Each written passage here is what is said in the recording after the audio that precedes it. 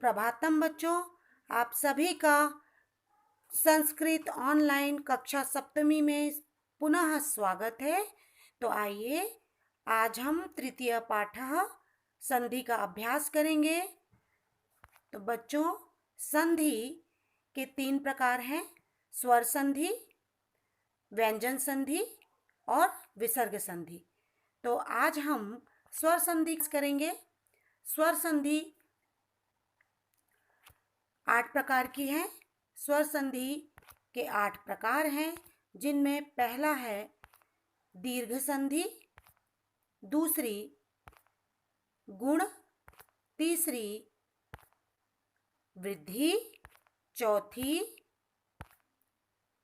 यण, पांचवी अयादि, छठवीं संधि है पूर्व रूप एवं सातवीं स्वर संधि है पर रूप संधि और आखिरी 8वीं प्रकृति भाव संधि।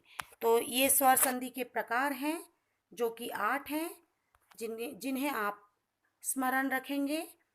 आगे बढ़ते हैं स्वर संधि के प्रकारों की ओर।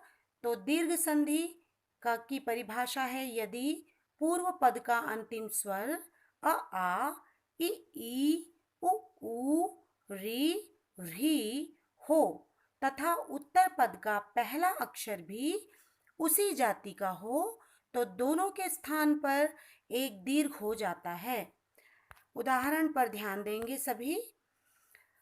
अ प्लस अ मिलकर बना आ, सूर्य प्लस अस्तः संधि होकर बना सूर्यास्तः। अगले उदाहरण पर ध्यान दीजिए। अ प्लस आ मिलकर बना आ, शिव प्लस आलयः संधि होकर बना शिवालयः। अगली संधि है गुण संधि। गुण संधि की परिभाषा है: यदि पहले पद के अंत में अ, आ हो तथा उत्तर पद के पहले अक्षर इ, उ, री, री, री हो तो उनका क्रम से ए, ओ, अर तथा अल हो जाता है। उदाहरण स्वरूप ध्यान दीजिए। आ प्लस उ मिलकर बनेगा ओ, तो महा प्लस उदयः संधि होकर बनेगा महोदयः। अगले उदाहरण पर ध्यान दीजिए। आ प्लस ई मिलकर बना ए, महा प्लस ईशः संधि होकर बना महेशः। तो बच्चों, अभ्यास करेंगे गुण संधि का भी। अगली संधि है वृद्धि संधि। परिभाषा है: पूर्व पद के अंत में आ तथा उत्तर पद के पूर्व वर्ण ए या ए हो तो दोनों के स्थान पर ए हो जाता है। उदाहरण पर ध्यान दीजिए। आ प्लस ए मिलकर बना ए, सदा प्लस एव संधि होकर बनेगा सदैव। अगले उदाहरण पर ध्यान दीजिए। अ प्लस ए मिलकर बना ए, मत प्लस ऐक्यम संधि होकर शब्द बनेगा मतैक्यम।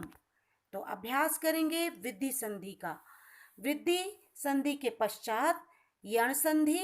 यण संधि की परिभाषा है: यदि पद का अंतिम वर्ण इ, उ, री, री हो तथा उत्तर पद का प्रथमाक्षर कोई भी भिन्न या विजातीय स्वर हो तो उसे यण संधि कहते हैं।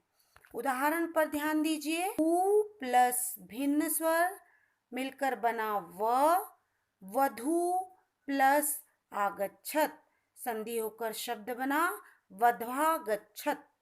अन्य उदाहरण है ई प्लस भिन्न स्वर बनेगा य, सरस्वती प्लस आगच्छति मिलकर शब्द बनेगा सरस्वत्या गच्छति। तो यण संधि के और अन्य उदाहरणों के साथ आप अभ्यास करेंगे। अगली संधि है अयादि संधि।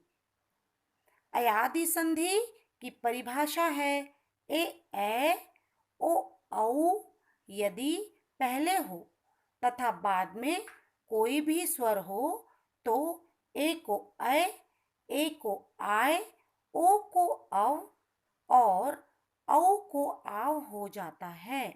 तो बच्चों अब उदाहरण पर ध्यान दीजिए। ए प्लस कोई भी स्वर, ऐ होगा, शे प्लस अनम, शयनम, संधि होकर शब्द बना शयनम। अगला उदाहरण, औ प्लस कोई भी स्वर मिलकर बनेगा आव, भौ प्लस उकह, तो शब्द बनेगा भावुकः। तो बच्चों आगे भी अभ्यास करते रहेंगे अन्य उदाहरणों के साथ। अगली है पूर्व रूप संधि।